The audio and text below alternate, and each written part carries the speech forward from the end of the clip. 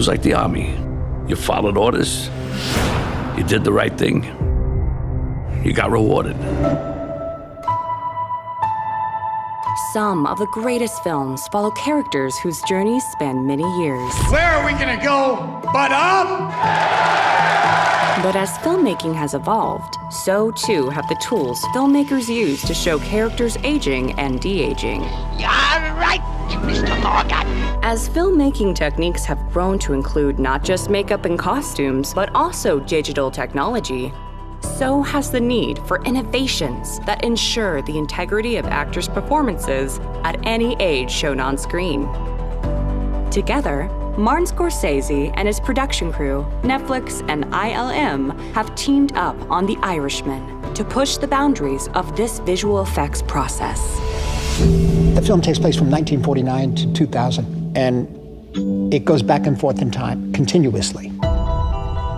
Problem is, by the time I was ready to make the film, Bob De Niro and Al Pacino and Pesci could no longer play these characters younger in makeup. And when I looked at the script, it turned out that, it means I make half the film with Bob. Why do it? I was shooting Silence in Taiwan, and Pablo, violin, came up to me and said, I think I could make them look younger. And I said, I don't know. I can't have the actors talking to each other with golf balls on their faces. It maybe gets in the way with the actors, and the kind of film this is, they need to play off each other. I said, if you could find a way to lessen the technical aspects of it, that could work. So I just kind of took a breath and I said, we'll develop the technology. I got on the phone with ILM and I said, I got the project. The first thing that Dennis Muren said to me is, this is too risky, don't do it. Right. I said, well, this is the way you felt when you did Jurassic Park. And he just went like, okay, fine, you got me there. I'm Rob Grado. I'm the executive creative director and the head of Industrial Light and Magic. To get to partner with Netflix and take a risk on creating that technology while we're making the film is the kind of thing ILM kind of lives for. There have been many movies that have de-aged over the years, but this one really where it's front and center as part of the storytelling. We are used to difficult projects here at ILM, but on this one we have to take to the next level the performance capture, the lighting acquisition, and the set scanning because we need way more accuracy than ever before. The challenge of creating compelling and believable digital humans is really the holy grail of visual effects. My name is Paul Giacopo, and I was the digital character model supervisor for Irishman. It was important to us that this process not interfere with the acting or directing in any way. Knowing that, we decided, what if we can come up with a system that actually captures the performance and doesn't touch anything else? Only way to convince anybody that this could be done is to do a test. I said, why don't we shoot a scene that we all know that will ground us into the ages that we want for the movie? In New York on that test shoot, Bob came out and got into character, got in front of the camera, started reenacting this scene from Goodfellas. Okay, you're gonna get us all pinched, you fucking bozo. What's the matter with you? You're gonna get us all pinched, you fucking bozo. What's the matter with you? Everyone was completely silent, just in awe of watching him reproduce the scene. Then, all of a sudden, we heard booming laughter, and everyone got super nervous. Oh my God, someone's in big trouble. And all of a sudden, Marty popped up from behind the monitors and it was exclaiming, "It's just like it was 25 years ago." When you came into Netflix and you presented that test, that first opportunity, I remember before you walked in the meeting, I was very sort of doubtful, obviously, the fact that it could be done. We found with the tests that we did, it really was possible. So we immediately divided into two groups. One that was developing the camera system and the capture itself, and the other one that kept working on the software. One thing that was very important was that Marty would not feel restricted in any way in the way he shot this film because of the technology. To do that, we developed this new rig, which is the camera surrounded by two what we call witness cameras, which are infrared cameras. And so if you were to take a look at those infrared images, what you would see is that there is no shadows. Every one of the cameras is giving you a different point of view of that specific performance. And the more point of views you have, the better your 3D translation. Great. We shot a lot of the movie with 2 and sometimes 3 cameras simultaneously at least. With the complication of this technology, we had to test different rigs, different materials, cables to figure out how to make a rig with 3 cameras that you could operate. And super balanced. We designed it to be rigid, but at the same time allow us the flexibility to pan and tilt each of the cameras independently. It was called a three-headed monster. It didn't look like a monster to me, though. It was kind of nice. 3 sets of different videos and people. I just trying to deal with the actors. The biggest challenge, I think, was to try to distill what their younger selves looked like in this film. See if I can give you a hand. We spent about 2 years researching footage for the 3 actors. ILM downloaded a ton of their films so that we could study and research them and take screen grabs and just collect this huge library of their work. We went through an entire library of scenes extracted from all of their past films across a spectrum of ages. We realized that there was no one stereotypical Robert De Niro. There was no one idealized Joe Pesci. They bring something to the performance that changes the way they look. So we needed to actually come up with what was their persona for this movie. For instance, Robert De Niro is around mid-30s when he was in like Taxi Driver and Deer Hunter, 2 very iconic roles for him. And even if you look at him in those movies, he looks slightly different. He took on a persona for each of those movies. Keep in mind that we're not looking to recreate younger versions of the actors, but rather new creations that are younger versions of the characters. What the fuck is this? It's empty. I know it is. I know it is. A big point of discovery for us was to learn about how each actor's face performed and how they used the anatomy of expression to create the characters that they were playing. From working with Marty, I knew it was going to be a very extensive and long movie, and so we knew we were going to have 1,700 shots. Everything was about performance. So we had to be incredibly meticulous about preserving every detail of each of the actors.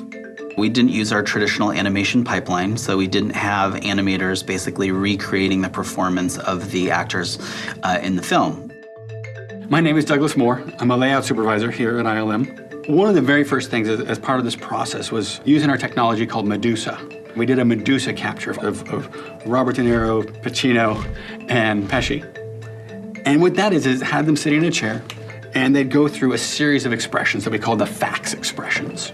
And from that, we would generate a series of models that can move then from one expression to another.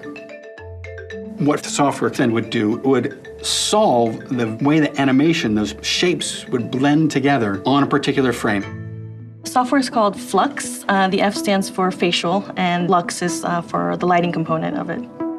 With Flux, what we were trying to do is we were trying to capture the facial performance of the actors. We would take the images that were shot on set and we would use our tool to analyze the performance in order to create a 3D model of what was shot on set. Flux, it's able to see how this face is shaded and how the lighting is hitting it and capture the subtle nuances, a little twitch here, a little wrinkle up in the nose, actually generate a lot of detail directly from the plate. Whenever our faces are moving or emoting or stuff, there's a lot going on that as humans, our eyes and our brains know about, but we ourselves don't actually really think about. As your muscles move in your face and contract and relax, you're actually changing how blood flows through your face. And it's something that we had to work into our assets so that when they were actually talking and emoting, there was some life to their face that we wouldn't have had otherwise. We also studied many details like the pores of the skin, the way light scatters through skin, details like De Niro's classic mole, that characteristic feature. And each one of them we tried to create their most realistic younger self according to every piece of information and photographic and filmic evidence we could find. Not being required for an actor to wear all this bulky gear and things that distract really the performance, I think that means that technology is a game changer for this kind of movie. And everybody's going to appreciate it. It's a good thing. It becomes a matter of taking all of these different tools in our pipeline, putting them together to solve these facial performances, and then also take these solved facial performances and put them on our younger selves. the retargeting part. Oh, damn, it's so difficult. The camera is making sense out of the pixels that it sees and the lighting and the texture and the infrared light and, it's all kinds of, a bunch of calculations. Then you take that and you make it look like a younger person. There's all kinds of different things going on there where you actually design the character, you pick up what's important, what is not, what you want that behavioral likeness to be. Right. And that is, like I said, it's not a math problem, it's an imagination problem. If we'd had to do this all work by hand, there's no way we could have done it to the level of detail that we did. Because an animator isn't going to get all of the detail that we were able to get from these tools. There was not an animator on this show. We had the Flux team, and that was really it.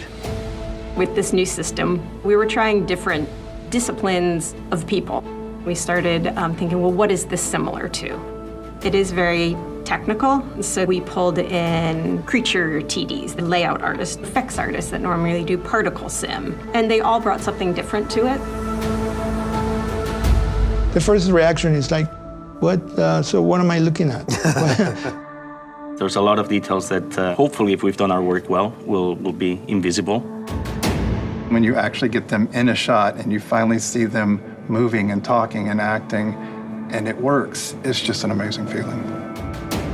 It's a treat to know that what we're producing is something that is not only just real recreation of the moment and the scene and the motion, but yeah, that somebody like Martin Scorsese can look at that and say, yeah, this is what I was looking for. This is what I was going for. This is the Robert De Niro young version that I remember. I think it's the first time this kind of thing is done for this type of narrative film, this type of character film. I think this is going to be another one of those things that really does change the way films can be approached and the way actors can play themselves at different ages in a way that just wasn't possible before. I think I would want this to be a referendum on technology. If after they see this movie, a bunch of actors say, you know what? I'm not wearing any markers. Right. Why do I have to wear markers? Or why do I have to be in an environment where it's not conducted to my job, my performance? That is the achievement that we want to portray. No one has taken audiences on a journey quite like Martin Scorsese with The Irishman. But as with every innovation in film, the technology is only as powerful as the performances that push the story forward. And this story can be felt in every frame.